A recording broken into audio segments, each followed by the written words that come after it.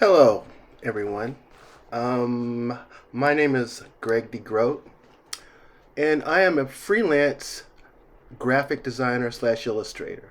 Lately, I've been truly bitten by the watercolor bug.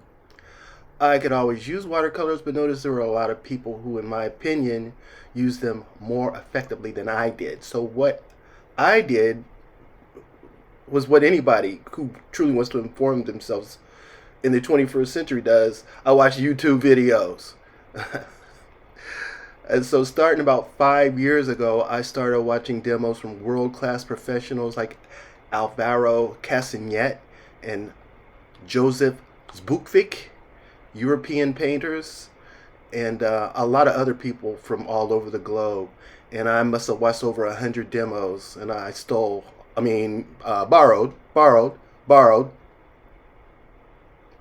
as many tips, tricks, and techniques as I could from them. My goal was not to be another them, but to incorporate the best of them and hopefully become the best me that I could be as a watercolorist. And you may ask why watercolors? Because I tried oils, acrylics, and other mediums, but I found watercolor the hardest, the least forgiving, and I wanted that smoke because I'm just that kind of guy. But anyway,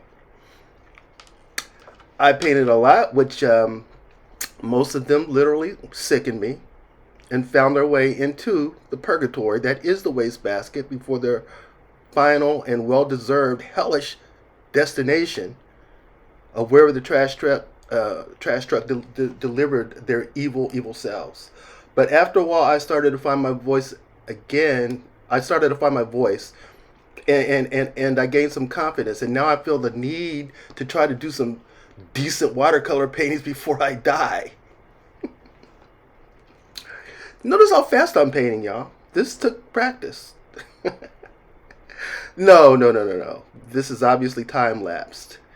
I don't have the last 3 hours of doing this because I had to go save a baby. Like I saw outside in my window was up a tree, and a mountain lion was trying to get it, and I ran out and saved the baby, and that's why I didn't do the last 3 hours.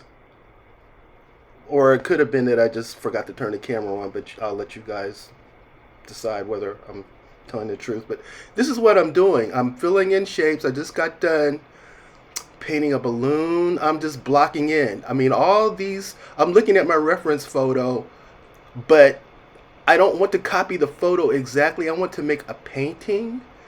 So that's where the poetry comes in. It's not trying to paint it exactly. There's a lot of details that I'm leaving out. They're just shapes, y'all. They're just shapes. You just look at them as shapes when you do a watercolor painting. There comes a time when you've got to hit it hard with the watercolors, like with the values. You have to pay attention to your values. You got to emphasize what you want emphasized. I'm doing the background now. I'm just indicating some buildings back there, some structures, but I'm pushing them back a little bit because they're in the distance, and the atmosphere will grade them back just a little bit, depending on how far back they are. I'm adding some color to them that is not necessarily in the photograph. I'm just kind of doing my thing. Now you'll notice the water on the right. A lot of people would freak out doing a watercolor because it's no, because that doesn't look like the water is right. Watching other watercolorists do this, they didn't worry about stuff like that. Because the watercolor is, although it's difficult, but its bark is worse than its bite. It wants to be birthed. It wants you to win.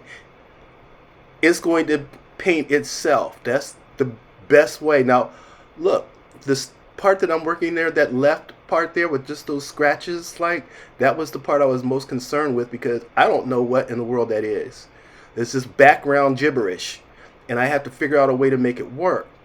And I just had faith that it would happen.